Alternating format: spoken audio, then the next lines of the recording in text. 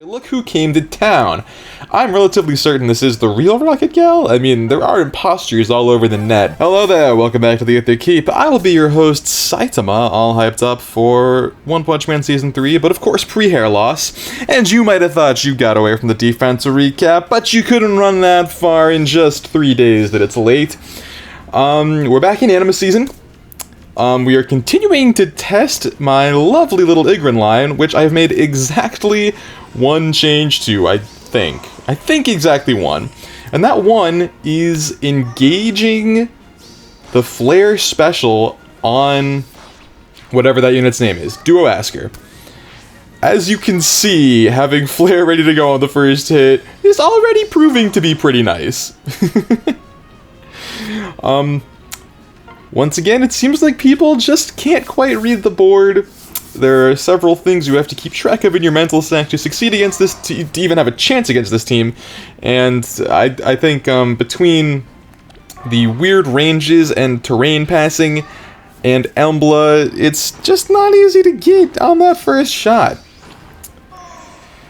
This is again someone who seems to be setting up for turn 2 without realizing that they have stepped into the danger zone.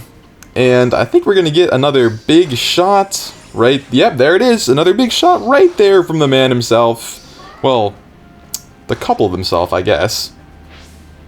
But they have Asker's skill, so it really is Duo Asker, not Duo Emblem. Although Embla's also here, so I guess we do have Duo Emblem in a way. Not much to say. I had to record these in advance because I was 3,000 miles from home on Monday when the season was ending, so we're just going through all of them real quick. Now we have someone who loves corn, and as you can see, they did bring corn with them. Not a lie was told. This looks like an interesting kind of mixed team. I think Leon is just bonus in this season, but like with Winter Edelgard and Leon as player phase threats, and then the double save squad, this team can actually do a lot, I think.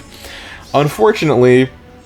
Oh, no, wait, okay, someone who actually played around the range. This is one of the first times that has happened with this team. However, like I was just saying, you have to keep several things in your mental stack, and one of those things is the fact that Emblem is here.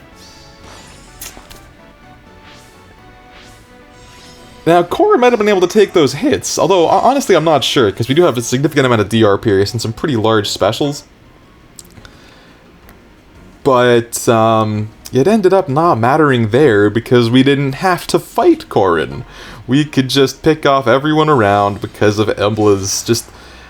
I think Embla just really completes this team. I think that a team like this needs both Embla and Freyr, which, in a weird sense, is good game design because you are risking more, but in another sense is bad game design because it simply makes me too powerful.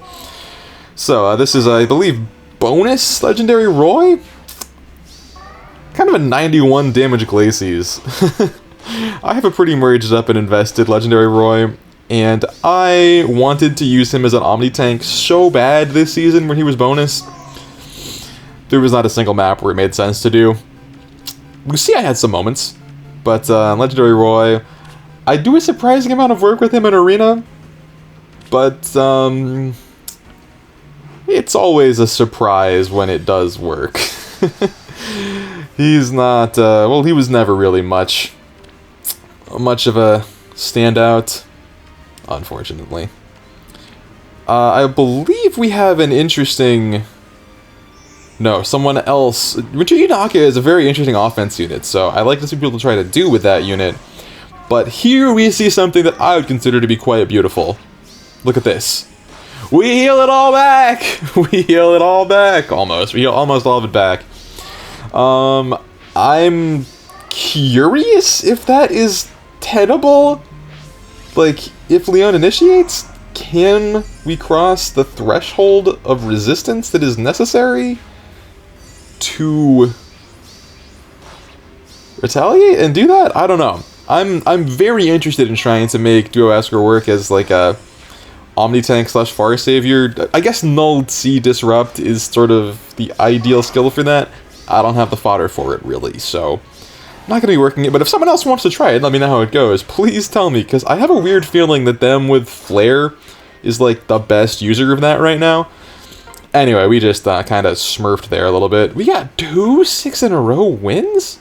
2 6-foe defeated wins? I love to see that. Now this is another team that's clearly looking more at the player phase. I frequently confuse the sprites for Resplendent Alencia and Legendary Alencia, and I'm always like, that's a bold pick, and then it's just, no, it's actually the best unit in the game. Not a bold pick at all. Once again, I think someone maybe didn't fully understand the threat range, or had too much faith in Roy, which I wish he could do it too. I really do, but look at that distance on Chrom, who I think stacks at least 5 bonuses here all the time. Spectrum plus 14, not too bad. Right? It's plus 4 and then 2x. They are trying to hold it down, but we have a little bit of that. That is actually crazy. Mira getting in there like that is very silly. And I just don't really see Plumeria being able to clean it out. 2 kills for Mira. The Refine, I still think Mira's Refine is way better than anyone gave credit for. Remix, not even. The Refine itself, I think, is way better than anyone's given her credit for. Now, here we have some very interesting things. Maxed out Dimitri, the other Dimitri, and some supportive pieces, and the Fafnir. Shoutouts to Promise. Rare Fafnir footage. This is one where I can't tell. I think they didn't know. I mean, the matchups, theoretically, these are the best matchups they could have each gotten, but maybe they didn't see the Hardy marrying there or expecting to vantage it or something. Or maybe not. But in fact, with the AoE, we pretty cleanly cleared them all out. Seeing Chrom do that to a maxed out Legendary Dimitri like that is pretty cool. So anyway, look who came to town. I'm relatively certain this is the real Rocket Gal. I mean, there are imposters all over the net, but with a Hinoka like that, and the just absolutely maxed out OG Takumi that was shared in the friend request, I'm pretty sure we're looking at the real Rocket Gal, who has a really impressive AR team, and I gotta give massive props to Rocket Gal for this, because this is actually this is kind of the way you have to approach this team to tank it. Like, you need to use a savior in the non-Embla zone in a way that dodges Blazing Wind, which, look, there it is. Actually surviving everything, but the problem, of course, is that what a strong formation they're in, too. So the problem was that some others had to be exposed, because in order to position like that, you kind of give up some of this. You kind of give up some space, basically. I did consider this, and there's a reason there's 2 blue bows that do really well into Byleth over there, because if you're gonna try and save on that side, I still want to make it tough. Now Byleth lived, but it was close, so give me some credit. Anyway, check out Rocket Gal if you haven't. Definitely a friend and a good content creator for FEH if you just need more of that juice. But now we're back to your release schedule programming, where people... This is one where I think they at least understood the map, but again, missed the Embla factor. Because I'm a dirty cheater, and oh, look at that formation. How do you break that?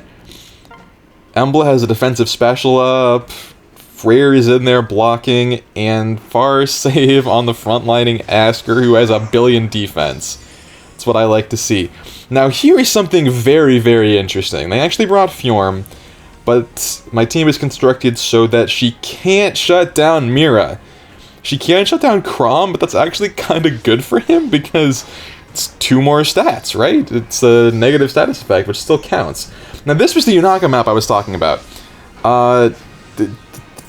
If they had a safety fence, this is actually really, really good. Like, they could have taken another turn, maybe popped Duo Asker, but instead, no safety fence, and just can't get away far enough. Have no real play. I have a weird feeling that once the save and everything gets going, Unalake actually can't pop Duo Asker, which is sort of nuts if you think about it. Now here's a rare one. They broke my Duo's hindrance. They got some buttons they can press. And if you look all the way to the right, what do you see but my arch nemesis? For once, he doesn't get away with it, and nothing could bring me greater joy than that. I'm sure you know that nothing could bring me greater joy than that. So, a team where they actually correctly read and don't set things off on turn 1. Seems like they're trying to position for a far safe play. Now, Ratatoskr is covered, but Thor just keeps on catching strays. Thor has caught so many strays here. I love seeing that Chrom can get away with that. And an interesting thing here is that by breaking that building, they actually forced Mira to move to a place where she wouldn't activate Asker's weapon.